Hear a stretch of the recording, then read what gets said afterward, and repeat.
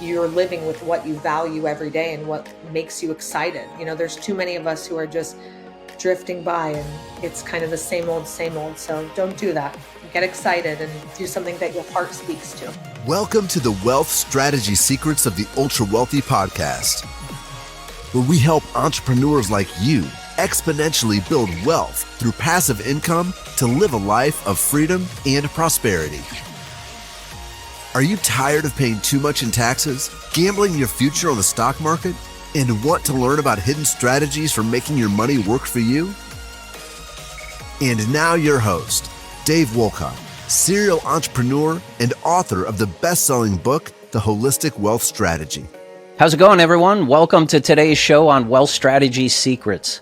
Today we are joined by Isabelle Guarino.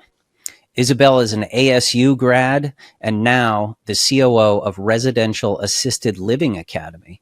She served as the COO for over 10 years and has been recognized as one of the top influencers in senior housing. She also won Aging Media's award, the Future Leaders of Assisted Living, and has also been honored as one of the few under 30 to make the Future Leaders list, both times. Isabelle, welcome to the show. Thanks for having me. Excited to be here. Yeah, you bet. This is such an interesting asset class that I think is often understated. And I think people don't realize that there are investment opportunities. And this is a great, asset class inside of real estate that people should be looking to add to their portfolio. So really, excited to have you on today and help investors, learn more about residential assisted living. How does that work? What is the business model? So, kick us off. Yeah, I love it. Well, it definitely is something that everyone should have in their portfolio. Even if you're doing a million things, it's so important to have a plan if and when you or a loved one needs, care and assistance, because oftentimes people think like, I don't want to put my loved one into a home, but what am I going to do? I can't quit my job and take care of them full time, or maybe that's not their calling in life to be that full-time caregiver. So having one of these in your portfolio is a great opportunity to not only cash flow, potentially use some real estate you already have that isn't performing as well, and have a place for a loved one if and when they need it. And that's kind of how we got started. My grandmother needed, care. And so my family was searching for an option for her. And we kind of stumbled into this. We realized that facilities were not the way to go. The care is very subpar. The food is disgusting. They're expensive with waiting lists. And we wanted an alternative. And so we kind of discovered residential assisted living, which currently is being run almost 80% by immigrants, people from other countries who come over, kind of do it all themselves, live in the home, work in the home, care for the seniors. We wanted to run it more as business professionals, as a passive real estate investment opportunity. And so we kind of revamped what was already happening and put our own spin on it. And 10 years in the business, I have loved every year of it because it's just so amazing and it's really growing and it's becoming a new hot trend in real estate investing. And I love to see all the different ways and avenues people are getting involved these days. Interesting.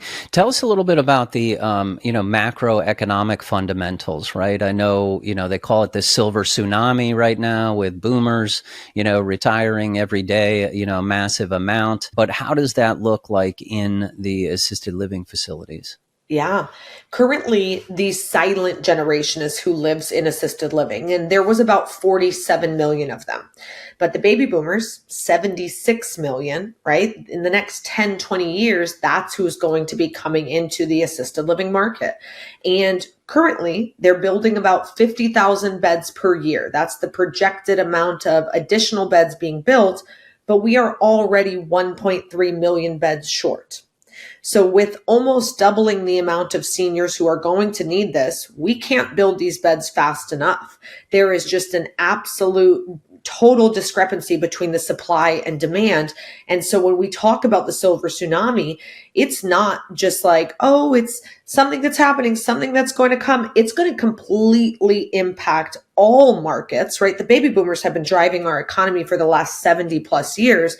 this is only going to keep going and seriously impact the housing market, the care market, right? Medical. It's going to take a huge impact. And it could either be one of the biggest crises that our world, right? It was World War that set off the baby boom. Our world, our country, our community, your family could ever face, or it could be one of the biggest opportunities.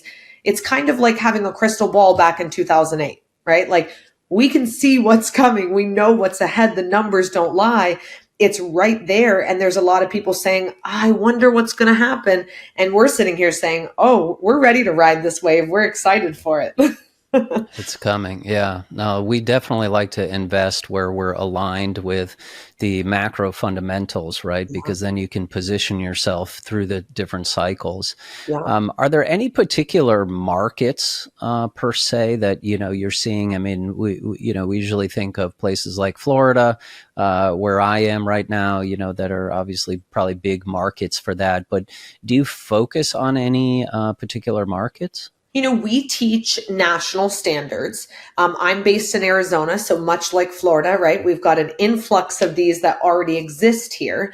But I tell people this all the time. I say, raise your hand if you're getting older or know someone who is, right? If you lived in Boston your whole life, you're not going to just move to Florida because you turned 85. Like, if that's where you've kind of lived and grown up and you've done your thing there, you're probably going to stay there or stay near your adult children, right? And that's typically who's searching for the care for mom or dad and paying for the care oftentimes as well. So it's really important to remember there's people aging everywhere. There's a need everywhere. Certain states like Arizona, Washington State, Florida, Texas, they may be easier to get the home up and running because there's already so many of these that exist. The rules are very clearly laid out.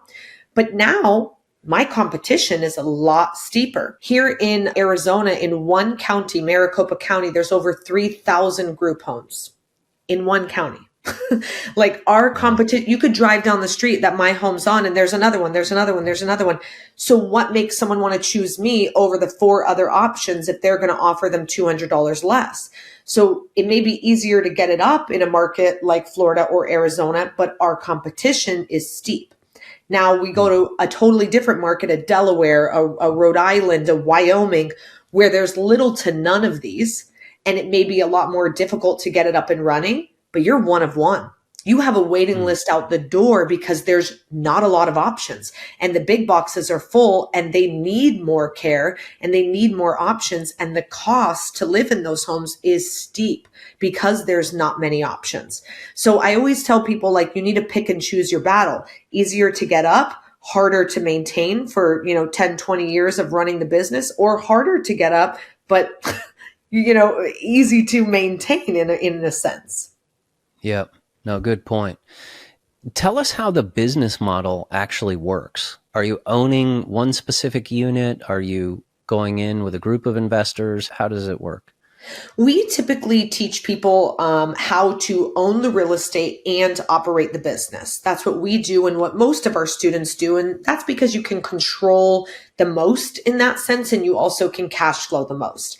This does not mean you're living in the home or working in the home, right? I spend about 5 hours a week on my 3 properties. And that's what we show people how to do to get to that more passive, hands-off investor standpoint. But you can use your own money to get started, although we don't recommend it. SBA loves to lend on this. SBA 7A loans are very comfortable and familiar with residential assisted living homes.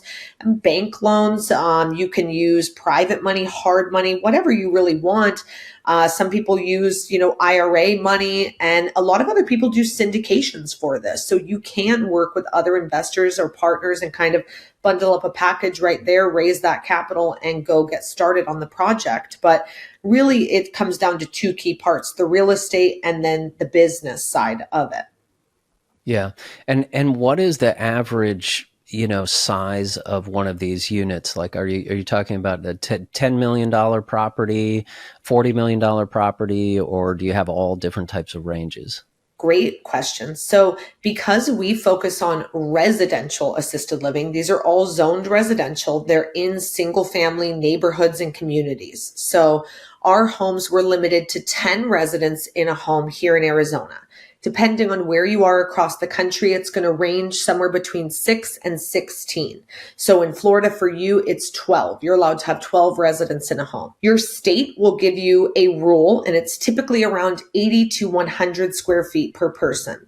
That is cruel. That is way too small, and it should be illegal, but it's not. So our rule of thumb is 300 to 500 square feet per resident. So with 10 residents, minimum a 3,000 square foot home up to 5,000 square feet is very comfortable. I know finding a 10 or 12 bed home on the market is nearly impossible unless we're looking at like 50 cents home in Connecticut, right? Like those just don't exist very often. So you're typically buying something that's maybe a 6.5 and it's already, 4,500 square feet. And we're just chopping up the home differently, adding more bedrooms and bathrooms, maybe converting a garage or doing an addition. So these homes aren't like massive. They're not commercial. They're not facilities. They're literally single family residential neighborhood homes, but they're being used differently. Instead of mom, dad, 2 kids and a dog, it's, 10 seniors and 24/7 care. Yeah, very interesting. So you could so the entry point into this is, let's say you buy a property for 500K. Yeah, maybe you're doing 100, 200K of renovations to get it operationally ready. So, this is definitely something an investor can set up as a side hustle or just, an alternative way to create passive income. Absolutely. And the cost to entry really is going to depend on where you are in the country. Someone in Oklahoma is going to have very different numbers than someone in San Jose, California. So it is tough to put a dollar amount on it. But we've had people in for as low as 300K, others upwards of 3 million. It really ranges, and it depends on which of the 4 routes you choose to get started. So what we're talking about right now is a single family home being converted to become. Another option is buying an existing home. We talked about, how many of these exist right now, and you could purchase one that's already up and running, the real estate and the business, you're cash flowing day one. Third, you could lease a home to use for this. Some investors are already getting homes ready and primed for this, right? Adding more bedrooms and bathrooms, fire suppression, sprinklers, whatever the case is. You could lease a home to use for this to operate the business in. Or fourth, you could buy land to build custom from the ground up. So all 4 of those have different timelines and price points, but definitely lots of options on how you can get involved. What if everything you thought you knew about investing was wrong? Would you like to create a wealth strategy like the top 1% have and get exclusive access to top private equity deals that provide downside protection, tax efficiency, predictable cash flow, and have a lucrative upside? Discover how with the Pantheon Advantage and join our investor club today at pantheoninvest.com. Are you seeing one of those options is more successful than the other? I feel like a lawyer when I say it depends, but it does depend on your market, right? When you're like us, Florida or Arizona, there's a lot of these homes that are potentially for sale. But if we're in South Dakota, you might not have any for sale. I will say if you're allowed to have more than 12 residents, I do highly recommend a ground up custom build because it's tough to take a home that already exists and chop it up that way. So it does make a lot of sense to do a ground up build when you're having that 12 to 16 residents. And then the home's perfectly suitable for this. It's like custom built and it's just spectacular. Yeah. How about from like a regulatory standpoint, right? Are there, certain permits that you have to have and, building to spec, or even if you're renovating, I could just imagine the plumbing, that you would have to do to all of a sudden move to, 10 units in a place. And then also for seniors, right? In terms of like walkability, you can't have a 2-story, 3-story thing, or if you do, how does that really work? Yeah. So the state will have certain regulations on the physical property. So points of egress, ramps, guardrails, handrails, fire suppression is required in some states. So sprinkler systems. Obviously, you're going to want to make sure that either the sewer or the septic can withstand that many residents within the home. So you may need to widen, water pipes, put in a water tank, all sorts of different things depending on the home and where it's located. Like you mentioned, if it's a multi-story home, we don't say that you can't do that, but you're probably going to need to add a chairlift or a residential elevator. So all of these things, can add up to the cost of the property and getting it suited for this. Now, you don't have to be ADA compliant, but you want to be as close to that as possible to give the seniors a seamless experience and make sure that they're being safe, because the reality is gravity works the same at their home and your home. Okay. So we want to have the least amount of trips and falls and hazardous things within the home. So we want to make it really, really suitable for them so that they can have a nice experience. So all of those things add to the bottom line. And once you've done those renovations, that's when the state or the fire marshal comes in to give you that stamp of approval and the license on the physical home. The other two licenses that will be required is the license for the administrator. So this is the person who's working in the home day to day, doing the hiring and the firing of your caregivers, doing the marketing to fill the beds, doing the tours with the families and doing that intake. And then they're maintaining those policies and procedures that you've set out as the business owner so that the business is running on a good, healthy day-to-day basis, kind of like a property manager in real estate terms. The third license is the caregivers, but you technically don't have a license. It's the home, the administrator, and the caregivers. Interesting. That was my next question is, from an operational perspective in terms of, running as a business, I can see that you've got two parallels to this, right? You've got the real estate itself, right? And then you've got running the business. So how have you found that, right? I mean, is this something someone can do passively? Because we have a lot of passive investors, because we know that, time is one of our most important assets and we're looking to scale our wealth. But, is this an easy business to manage? Can you do that passively, or does it get quite comprehensive? I mean, there's many ways you can get involved. So one could just be owning the real estate and leasing it to a company who's going to run this business within your home. And in that sense, it is relatively hands off because you're doing that work up front, getting the property ready to go, and then maybe having a contract with them that's like a 5 or 8 year leasing contract where they're paying you twice the fair market rent just to run the business within the home. They're willing to pay you that extra because you've done all the work of getting it ready to go for that stamp of approval with the license. So that's one way that you can pretty passively get involved in this on just the real estate side. The most passive is just to be a private lender or JV partner on one of these deals. So just being that money piece and investing in someone who's going to do this business. And there's a lot of need for that. I speak with investors every day who say, I don't want to own the real estate, I don't want to own the business, but I do want to invest in someone. The third and most hands-on part would be owning the real estate and operating the business.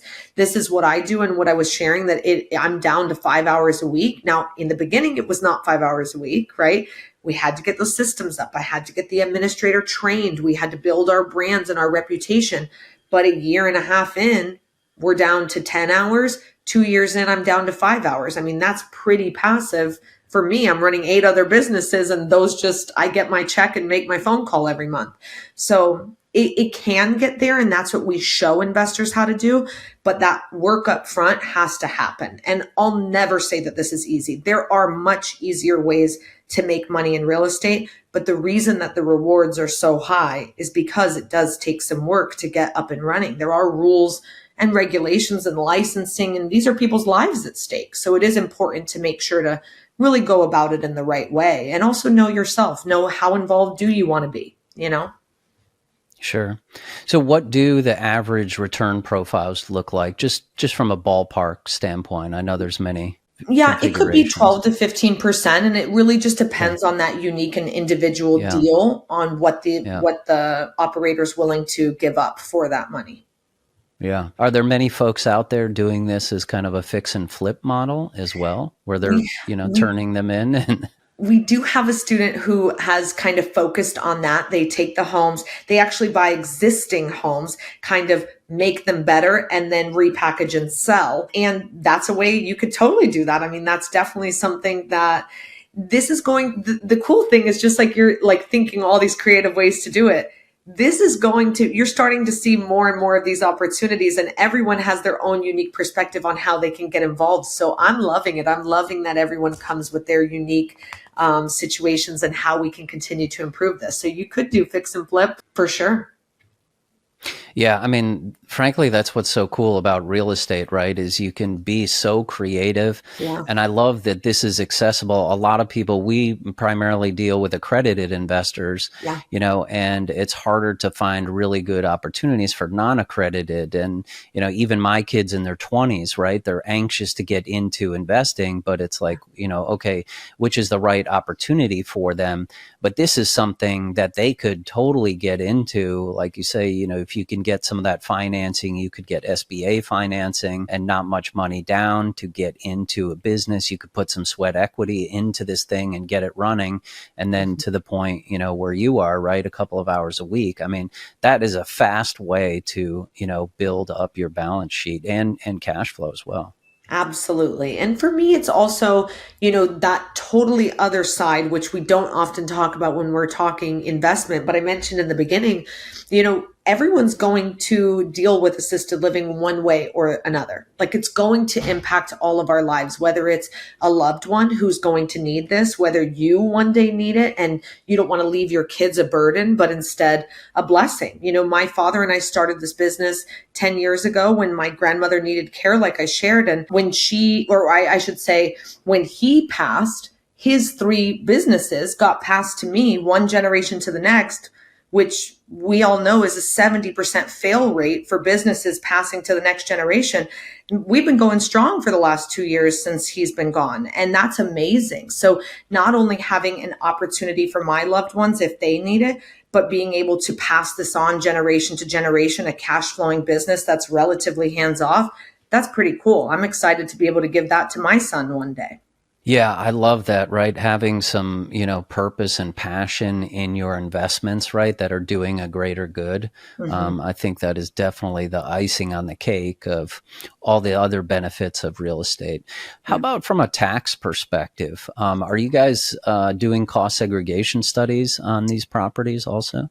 We do work with some companies that do that on these properties, and that is definitely a way that you can go about this. We have a lot of amazing partnerships with Prime Corporate Services and different cost segregation companies that work with our students, and definitely there are some tax breaks and some amazing opportunities in that regard.